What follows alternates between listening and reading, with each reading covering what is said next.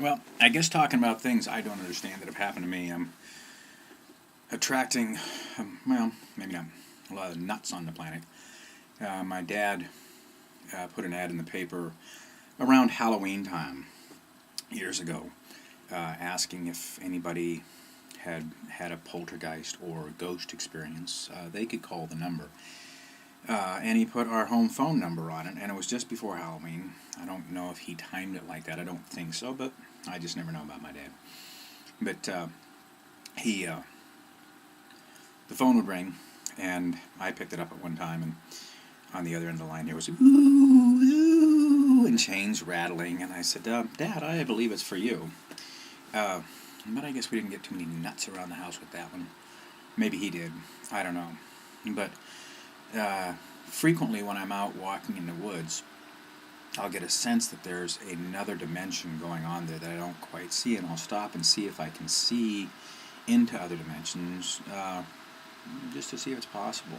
I talked earlier about seeing the wood crone, and I was in England, one of the first times I ever visited there. I was out in the countryside in Hertfordshire, and we were walking through the woods, and I got this sense that there was a different dimension there. A friend of mine and I, the late Raphael Schiffo, were walking, and we walked down a stream. The next day, he went out walking before I did. I don't know if I was taking a nap, but he came home and he said, "You should go on that walk we went on yesterday." I said, "Why?" He said, "Well, the stream that we walked along doesn't exist."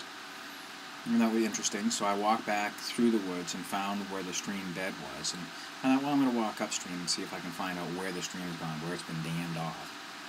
And while I was walking through the woods, I got this sense that there was another dimension in the woods. This is why I like the movie Michael Crichton's Timeline, because they don't go back in time, they go to parallel universes, which I kind of think makes more sense than going back in time.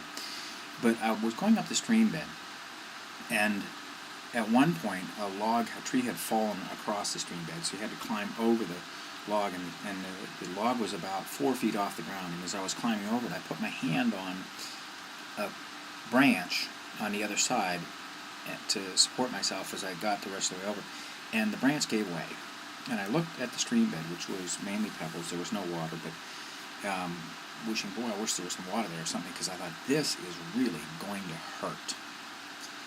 And as I had that thought, the next thing I knew, I was standing up on my feet. I was standing on both my feet. I just all of a sudden was, boom, I didn't fall and land as I thought I would. Now, I tore my thumbnail back just a little tiny bit.